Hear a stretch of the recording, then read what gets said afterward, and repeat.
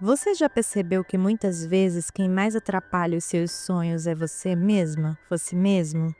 Já sentiu que quando as coisas estavam para dar certo, de repente, algo em você parecia puxar o freio de mão?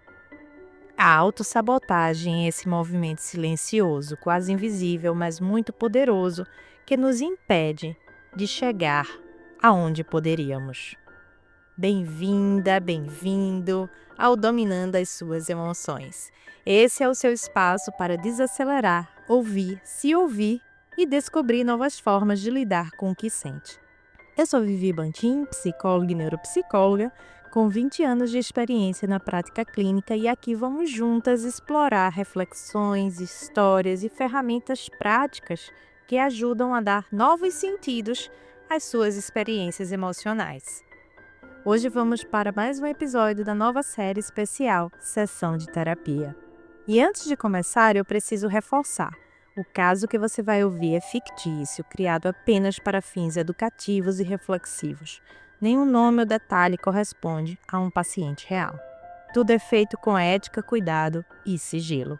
O objetivo aqui é mostrar como emoções intensas e feridas antigas se manifestam na vida adulta e como é possível acolher e transformar esses padrões. E aqui vai um parêntese. Pode ser que ao ouvir essa história você perceba portas internas que estavam fechadas se entreabrindo. Atrás delas há lembranças, dores ou situações que ficaram guardadas no tempo. Você não precisa atravessar essas portas agora. Apenas aceite que elas existem e que talvez, em algum momento, será importante entrar nelas com mais suavidade. Respire fundo, solte devagar e me acompanhe em mais uma sessão de terapia. A história de hoje é sobre Renata. Renata tem 36 anos, é comunicadora social. De fora parece uma mulher de sucesso, tem um emprego estável, amigos, uma filha adolescente, mas quem olha só de fora não vê o que acontece por dentro. Renata tem um padrão muito claro de autossabotagem. Sempre que está prestes a conquistar algo importante, ela encontra uma forma de colocar tudo a perder. No trabalho, já recusou convites para liderar projetos grandes, dizendo que não estava pronta. Outras vezes começou cursos e especializações promissoras e desistiu no meio. Ela sonha em abrir o próprio negócio, mas nunca passa da fase das ideias. Sempre aparece uma desculpa, um atraso, uma prioridade maior. Ela mesma descreve essa sensação. É como se tivesse duas Renatas dentro de mim, uma que sonha alto e outra que puxa para baixo, dizendo: não vai dar certo, você não é capaz, melhor não arriscar. Essa voz é tão forte que muitas vezes a paralisa, e o resultado é sempre o mesmo: frustração. Renata sabe que poderia estar em outro lugar, mas sente que algo sempre a trava. Recentemente, ela se separou da sua segunda relação. Era um companheiro presente, alguém que demonstrava amor e disposição para construir uma vida juntos. Mas pouco a pouco Renata começou a se afastar. Ela dizia para si mesma que não queria depender de ninguém, que talvez fosse melhor sozinha, e sempre encontrava defeitos que justificassem suas fugas emocionais. Quando ele a convidava para fazer planos a dois, ela recuava. Quando ele falava em futuro, ela dizia que não tinha certeza. E no fundo, não era falta de sentimento, era medo. Medo de se entregar e ser abandonada, medo de ser ferida, medo de repetir dores antigas. Então, antes que pudesse se sentir rejeitada, Renata foi criando barreiras, afastando, até que a relação se desgastou. Um dia, ele disse: eu sinto que você nunca acredita no que temos. Parece que por mais que eu esteja aqui, você sempre está pronta para ir embora primeiro.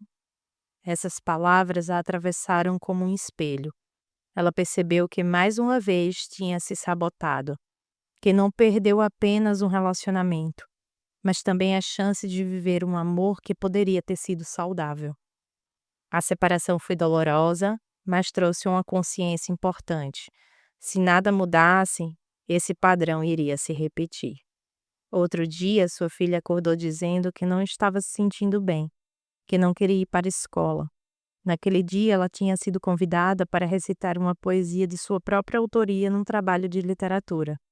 O texto havia sido tão incrível que os professores a indicaram para recitar em um evento da escola diante de um público maior. Inclusive, havia a possibilidade de integrar um recital anual, reservado apenas a alunos das turmas mais avançadas. Mas em vez de comemorar, a menina travou.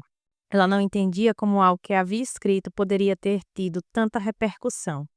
Dizia que devia ter sido sorte, o que os professores estavam exagerando. Não acreditava que as pessoas realmente tivessem gostado, porque sentia que não era tão boa assim para ter esse reconhecimento. O brilho da conquista se transformou em medo, e Renata, ao ouvir a filha, sentiu o coração apertar.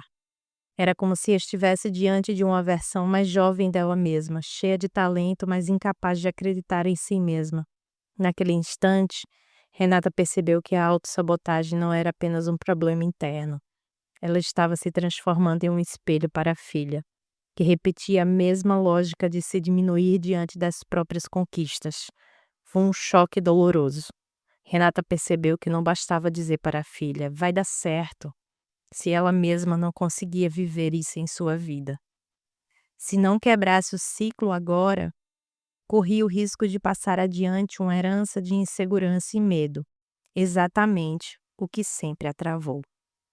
Esse episódio foi um divisor de águas. Ela entendeu que a autossabotagem não estava mais apenas custando oportunidades profissionais ou relacionamentos. Estava impactando diretamente a forma como sua filha aprendia a se enxergar no mundo. E foi ali que Renata decidiu. Era hora de olhar para si mesma, com coragem. Era hora de encarar as dores antigas que a mantinham presa para que a filha pudesse crescer mais livre. E agora, deixa eu fazer uma pausa na história de Renata e falar com você que está me ouvindo agora. Quantas vezes na sua vida você já se sentiu travada, paralisada ou até mesmo desistiu de algo importante? Seja no trabalho, nos estudos, em um relacionamento ou até com seus próprios sonhos, por aquela voz interna que diz: melhor não arriscar, você não é capaz, não vai dar certo. Pensa nisso e perceba, talvez essa voz esteja aí há anos, te protegendo de frustrações antigas, mas também te impedindo de conquistar aquilo que você realmente deseja. Voltando para Renata, com lágrimas nos olhos, ela chegou na terapia dizendo: Eu não quero mais viver fugindo de mim mesma. Eu sei que sou eu quem se atrapalha, quem se puxa para baixo, e eu não quero que minha filha aprenda a fazer o mesmo. Quando minha filha me falou como se sentia, passou um filme na minha cabeça. Eu passei por isso também. Eu sempre fui elogiada por alguns professores, mas em casa nunca era suficiente. Meu pai sempre diminuía o que eu fazia. Sabe aquela história de você não fez mais do que sua obrigação? E ainda completava: para ser alguém na vida precisa estudar de verdade. Já minha mãe tentava me proteger de qualquer frustração. Então aprendi que é melhor não arriscar demais. nesse momento, eu falaria para a Renata, e quero que você, ouvinte, receba isso também. Essa lógica de evitar para não se frustrar pode até ter feito sentido em algum momento da sua vida, mas hoje é a raiz da sua autossabotagem. É como se cada oportunidade viesse acompanhada de uma trava invisível, uma voz interna que diz: melhor não tentar, não vai dar certo, você não é capaz. A partir daí, trago alguns questionamentos importantes. Quando você percebe que se sabota, qual é a emoção mais presente? Medo? Vergonha? Culpa? Qual seria o menor passo que poderia dar sem se sentir esmagada por essa voz interna? Como você gostaria de apoiar sua filha, diferente do que fez consigo mesma por tanto tempo? E aqui eu digo algo que também quero que você, ouvinte, guarde para si. Muitas vezes, você não tem respostas prontas e não precisa ter. O mais importante é perceber como essas perguntas te inquietam, porque é nessa inquietação que mora a possibilidade de mudança. Quando você sente o desconforto, você está tocando a raiz do problema. É como se a vida estivesse te dizendo: olha, é aqui que você precisa olhar com mais carinho, com mais presença. A transformação não começa quando você encontra todas as respostas. Isso é um engano. Ela começa quando você se permite não fugir mais das perguntas. E é exatamente isso que a terapia faz. A terapia é um espaço onde você pode, com segurança, abrir portas internas que ficaram fechadas por muito tempo. Às vezes, atrás dessas portas existem lembranças, dores, vozes críticas que você carrega desde a infância. Outras vezes, existe apenas um silêncio pesado de coisas que nunca foram ditas. Mas diferente de enfrentar tudo isso sozinha, sozinho, na terapia você não entra nesse quarto escuro sem companhia. Você entra acompanhada, com acolhimento, com ferramentas que ajudam a dar nome, sentido e direção ao que parecia um caos. A psicoterapia não é sobre apagar o passado, é sobre trazer consciência para entender como esse passado ainda age em você hoje. É sobre aprender a diferenciar o que foi um mecanismo de defesa lá atrás e o que já não serve mais agora. É sobre elevar sua consciência a um ponto em que você consiga dizer: eu não preciso mais repetir esse padrão, eu posso escolher diferente. E é nesse processo que você vai descobrindo uma força que já estava dentro de você, mas que estava abafada pelas vozes da crítica, do medo e da insegurança. Voltando para Renata, nesse momento, ela precisava ter consciência da voz interna que estava atormentando ela. Pedi então que desenhasse essa voz crítica. Não precisava ser nada artístico, apenas uma representação simbólica, aquilo que vinha à mente. Ela olhou para a folha em branco, respirou fundo e começou a rabiscar. No fim, havia no papel um monstro com olhos assustadores, dentes afiados e uma expressão de ameaça constante. Quando terminou, ficou em silêncio por alguns segundos, observando o desenho. E então disse: Eu sinto raiva dele, porque é como se fosse isso que me paralisa todas as vezes. E olha que interessante, naquele momento algo muito importante aconteceu. Ela conseguiu separar a voz crítica de quem ela realmente é. Enquanto estava apenas dentro da mente, esse monstro parecia parte dela mesma, indiscutível, inquestionável. Mas ao ver no papel, pôde perceber: essa voz não sou eu, é uma parte da minha história, mas não define quem eu sou hoje. Esse exercício abriu espaço para uma nova relação com a autossabotagem, porque quando você dá forma a esse monstro, você o traz para fora de si. E quando o enxerga, consegue dialogar, enfrentar e até questionar. Por exemplo: por que você insiste em me assustar? O que está tentando me proteger de viver? E será que eu ainda preciso de você do mesmo jeito? A partir daí, isso traz a possibilidade de que cada vez que a voz crítica surgir no dia a dia, ela se lembre do desenho. Deixa de ser mais um pensamento invisível e paralisante, se torna apenas um monstro que pode ser observado, nomeado, reposicionado. Tira o abstrato do campo mental e torna concreto aquilo que antes parecia indomável. E isso dá à pessoa, e talvez a você que está me ouvindo, a chance de perceber que sim, é possível se libertar deste ciclo de autossabotagem. Renata começou a entender como a autossabotagem se apresentava em sua vida, porque para cada pessoa ela pode ter uma forma diferente de se manifestar. A autossabotagem nada mais é do que quando você se coloca obstáculos internos, muitas vezes sem perceber, que impedem o seu próprio crescimento, a sua felicidade ou a conquista de algo que deseja. É aquela voz que diz: você não vai conseguir, mesmo antes de tentar. É quando você desiste antes da hora, se diminui, procrastina ou até cria conflitos desnecessários em relações que estavam indo bem. Mas agora tinha a oportunidade de escolher outro caminho, um caminho consciente, onde poderia validar suas conquistas, se permitir errar e apoiar a filha a crescer sem medo.